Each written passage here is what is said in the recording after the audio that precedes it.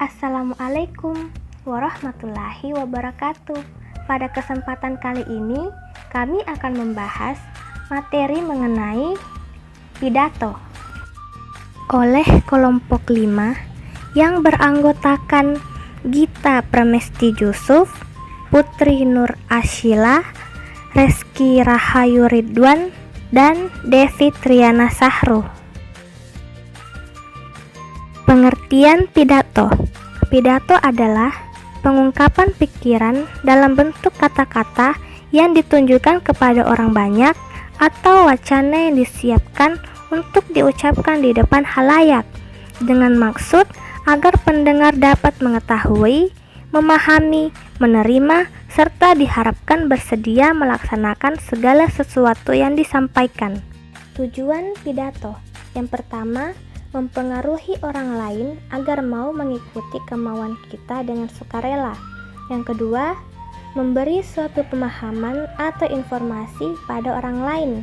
Yang ketiga, membuat orang lain senang dengan pidato yang menghibur sehingga orang lain senang dan puas dengan ucapan yang kita sampaikan. Fungsi pidato yaitu memberikan informasi, menghibur, membujuk, menarik perhatian, meyakinkan, memperingatkan, membentuk kesan, memberikan instruksi, membangun semangat, dan jenis-jenis pidato. Yang pertama, pidato pembukaan adalah pidato singkat yang biasanya dibawakan oleh pembawa acara. Pidato ini hanya berisi sedikit kata-kata dari pembawa acara. Yang kedua, pidato pengarahan adalah pidato yang disampaikan oleh seseorang sebagai bentuk pengarahan dari suatu acara. Yang ketiga, pidato sambutan adalah pidato yang dibawakan pada suatu acara. Pidato ini biasanya disampaikan oleh orang-orang penting atau orang-orang yang disegani. Pidato sambutan bisa dilakukan oleh beberapa orang dalam waktu terbatas. Yang keempat, pidato peresmian berfungsi sebagai pemberi informasi atas peresmian sesuatu. Orang yang menyampaikan pidato ini adalah orang-orang yang berpengaruh. Yang kelima, pidato laporan yakni pidato yang isinya adalah melaporkan suatu tugas atau kegiatan. Yang keenam, pidato pertanggungjawaban adalah pidato yang berisi suatu laporan pertanggungjawaban. Metode dalam berpidato. Yang pertama, pidato serta-merta atau impromptu merupakan pidato disampaikan secara mendadak tanpa adanya persiapan sebelum menyampaikan pidato. Yang kedua, pidato manuskrip merupakan naskah, berarti ketika kita menyampaikan pidato, maka kita membaca naskah yang telah dipersiapkan sebelumnya.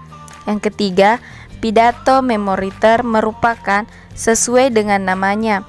Metode menghafal ini adalah teknik berpidato dengan cara menghafal teks pidato terlebih dahulu. Yang keempat, pidato ekstemporan adalah pidato yang sudah disiapkan catatan-catatan penting dari apa yang akan disampaikan nanti ketika berbicara.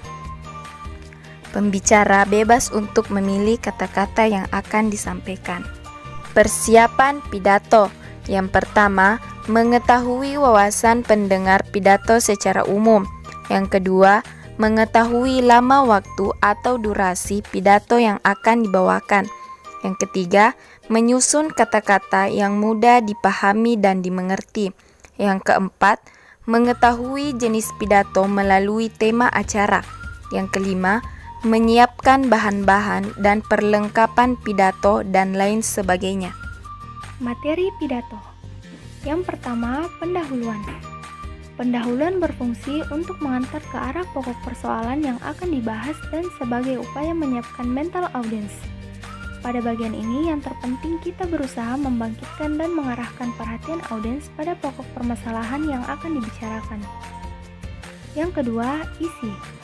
Pada bagian ini pokok pembahasan ditampilkan dengan terlebih dahulu mengemukakan latar belakang permasalahannya. Pokok pembicaraan dikemukakan sedemikian rupa sehingga tampak jelas kaitannya dengan kepentingan para audiens.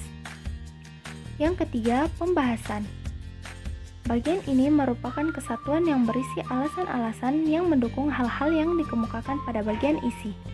Pada bagian isi ini biasanya berisi berbagai hal tentang penjelasan, alasan-alasan, bukti-bukti yang mendukung, ilustrasi, angka-angka dan perbandingan, kontras-kontras, bagan-bagan, model, dan humor yang relevan. Yang keempat, kesimpulan.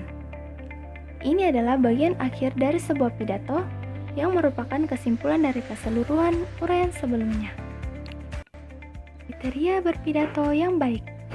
Yang pertama, isinya sesuai dengan apa yang sedang berlangsung.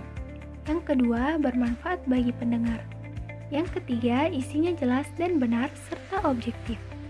Yang keempat, menggunakan bahasa yang mudah dimengerti. Yang kelima, tersampaikan secara baik dan benar. Etika dalam berpidato.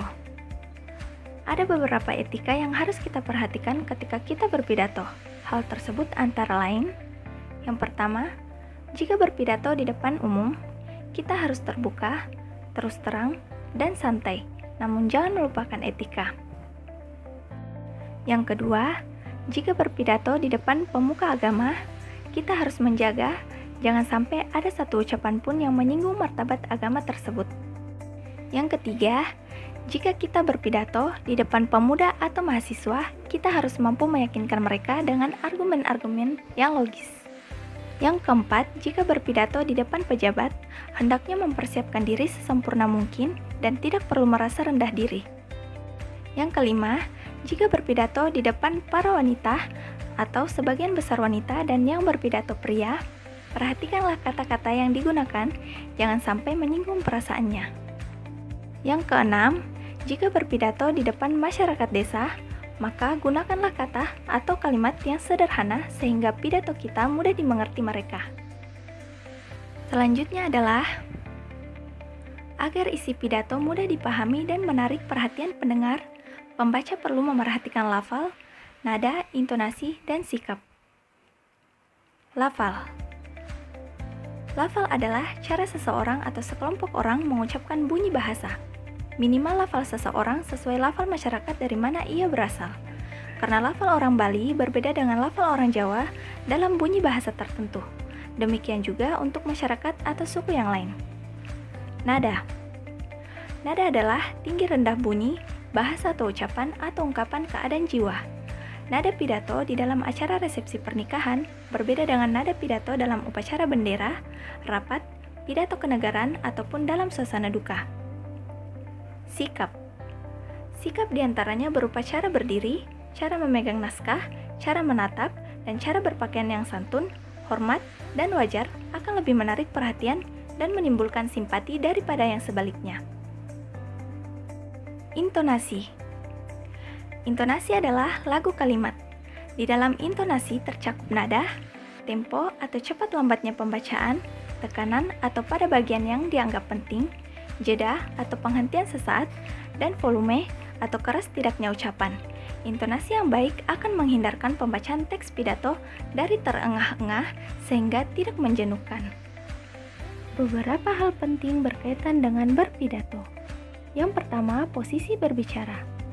Seorang pembicara harus sedapat mungkin dilihat oleh semua audiens. Kalau boleh, tidak duduk. Usahakan untuk berdiri agar semua audiens dapat menatap wajah dan penampilan pembicara. Yang kedua, mengatur suara dalam berpidato.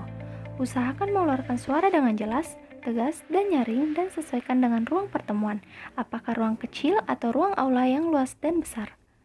Yang ketiga, volume, intonasi, dan pelafalan.